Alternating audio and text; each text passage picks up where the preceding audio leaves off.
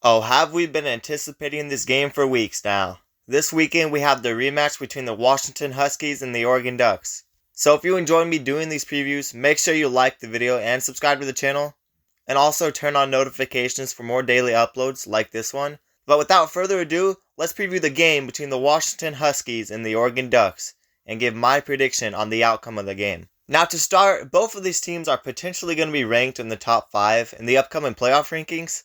And this game has a lot of stakes. And honestly, if you ask me, this is the biggest Pac-12 championship game in the history of the Pac-12 conference. And it couldn't come at a better time. This is the last year of the Pac-12, and some people have considered it the deepest conference this year. And leading the way, you got the number 4 Washington Huskies, and you have the number 6 Oregon Ducks. But let's not ignore some of the other teams in the conference with 8-win seasons like Utah and Oregon State. And you also got to give a lot of credit to this 9-win Arizona team who was really close to making the Pac-12 championship game. Arizona has been possibly the hottest team in the country lately. But my point is, this is the best the Pac-12 has been in a while. And over the last decade of the playoffs, only 2 Pac-12 teams have made the playoffs. And we've never had a Pac-12 championship game with so much on the line like this game does. Now let's start off with looking at what's at stake. Well, to start, it's the last Pac-12 championship game.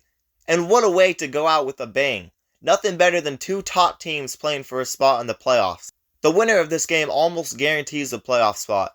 And also, another thing that is at stake that makes this game even more special is this game has Heisman stakes on the line, with Bo Nix versus Michael Penix Jr. Now, I don't want to discredit and deny how great Jayden Daniels has been, and he still is definitely in the picture for the Heisman, but this isn't about Jayden Daniels. And Jayden Daniels is outside of the picture in this game. But you have these 2 elite quarterbacks, Bo Nix and Michael Penix Jr. You have to assume the winner of this game will win the Heisman Trophy in 2023. But again, you also have Jayden Daniels, so I don't know. But it's possible that the winner of this game could win the Heisman Trophy. And the last time these 2 teams actually played, it was the first top 10 matchup between the 2 teams. And it actually ended in a 3-point win by Washington. And it was possibly the best game of the year. But this game has even more stakes than last time, and it might be a top 5 matchup this time. So imagine how amazing this game is going to be. Oregon is coming into this game at 11-1, while Washington is 12-0. This game will be played in a neutral site field Friday night in Las Vegas, Nevada. Oregon is 9.5 point favorites, and the over-under is at 66.5. A lot of people have been high on this Oregon team, and I am very high on this Oregon team as well. And this Oregon team is a team that has been dominating their opponents. And they made a statement last weekend against Oregon State, beating them 31-7. That game was all about playing 4 quarters, and they definitely played 4 quarters. They got their revenge from last year when they blew a huge lead to Oregon State, and now Oregon is sitting at 11-1 in a Pac-12 championship game. Oregon is 7th in points per game on defense, and I don't think this Oregon team gets enough credit for how much their defense has improved from last year, and even how much they've improved throughout this season. They've had amazing edge rushers step up, like Braden Dorless and Jordan Birch. Then they also have a freshman like Mateo Ungule, who can get pressure on the quarterback. Oregon is really stacked on the defensive front 7, and I can go on and on with all the names on that defensive line. And they also hold their opponents to 92 rush yards a game, which is actually 8th in the country. And outside the defensive line, they have guys who can make plays on the ball, and Oregon defensive backs seem to be the weaker part of the team, and they would get beat sometimes, but they continue to get better and better every single week, and their defensive backs are really good at sacking the quarterback too, as defensive back Evan Williams is actually 2nd in sacks on the team. There's no denying that this is a very improved defense from last year, but let's not forget about their offense. Their offense is actually 2nd in points per game. They're one of the 2 teams to be ranked in the top 10 on defense and offense in points per game. The only other team to be ranked top 10 in both categories is the Georgia Bulldogs, who are back-to-back national champions. This Oregon offense is led by Bo Nix, a guy with a lot of experience. He's putting together a Heisman season, and it helps him even more when he has guys like Troy Franklin and his adopted brother Tez Johnson, who has really stepped up in the second half of the year. Both receivers carry the team in receiving yards, with Troy Franklin over 1,300 yards and Tez Johnson almost at 1,000 on the season. But let's also not forget about that offensive line Oregon has.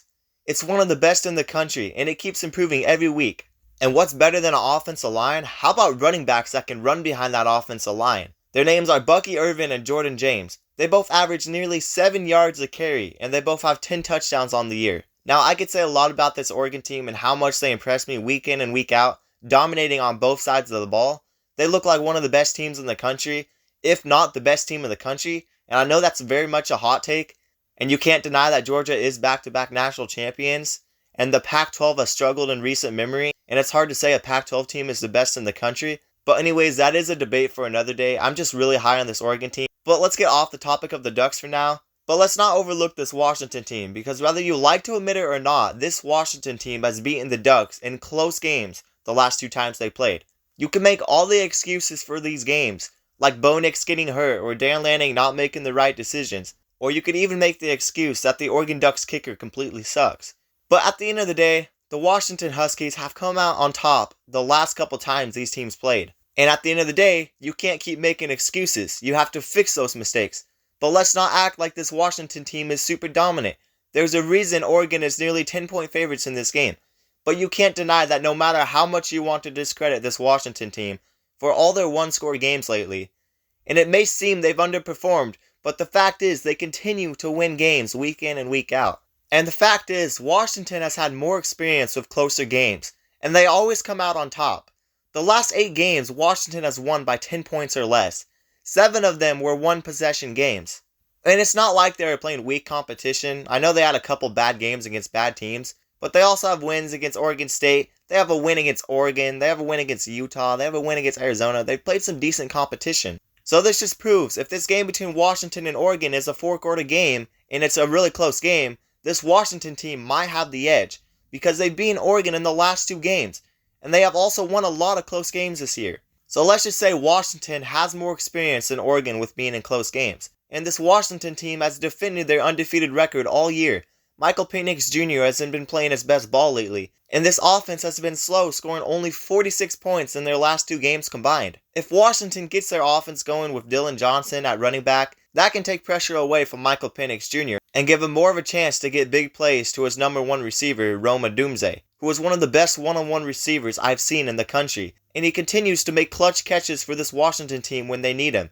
Let's be real though, if Washington doesn't get their offense going, they're going to be in for a tough game. We need to see the offense that put up 36 on Oregon to win the game, because this Oregon defense is legit. And if Washington plays like they did the last 2 weeks, they have absolutely no chance of beating Oregon. It seems like Washington takes a step down every week playing in slugfest games, and there's been a lot of games lately where Michael Penix Jr. struggled to make the plays we all know he's capable of making, while this Oregon offense continues to dominate week in and week out and get better every single week. And their defense held Oregon State to 7 points and completely controlled the line of scrimmage game. Washington played their best game of the season against Oregon, and we are going to need them to play like that again if we want to see a great game between these 2 teams.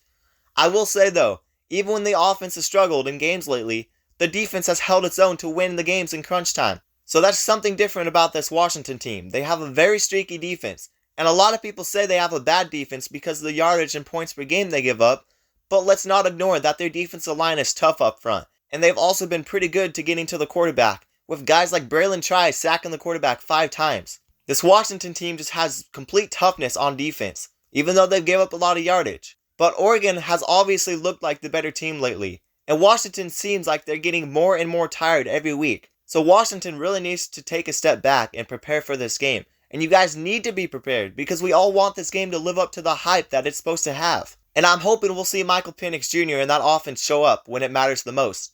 And I want to see some of the defensive momentum carried over from the last couple of weeks.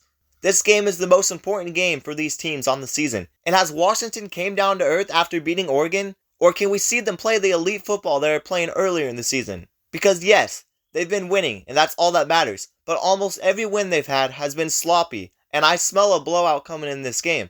But I'm not projecting this game will be a blowout. I just feel like there's too much on the line for Oregon to come out and blow out Washington. And I feel like it will be a little bit closer. But I do feel like Oregon is a little bit too much for Washington. And I'm basically agreeing with the analytics. So my prediction on the game for the Washington Huskies versus the Oregon Ducks is 34-24. And I have them barely covering the spread, and I have Oregon winning. I do have it a little bit more low scoring for these 2 teams. And this Oregon team has been playing SEC level football. And the future of the Oregon Ducks with Dan Lanning is looking really good. You really got to give credit for the 12-0 season Washington put together though. And they have a lot of players who play with a lot of heart on that team. And they're pretty well coached. But performance matters. And we've seen it before with teams that slip away every week. They play a legit team and they're just too worn out from all the close games they have. And they get blown out. And I just wanted to address this real quick, because teams that slip away every week, it doesn't usually end well for them. And there's a difference if you only have 1 or 2 bad games on the year. But it's a different story for teams who struggle every single week, because those types of teams always get exposed one way or another. Now, I'm not going with a blowout because I do think this Washington team has a lot of fight in them, but I do have Oregon winning and making the playoffs, and they will keep playing elite football. But everything aside, before you bash me in the comments saying, oh, Washington will not lose to Oregon, let me remind you, at the end of the day, I'm just a guy who loves football, and you should respect my opinion, and I'll definitely respect yours. And maybe Washington will win this game, and I'll be wrong, but who cares? I'm just predicting football games, and we're all community here. It's not the end of the world if I pick against your team.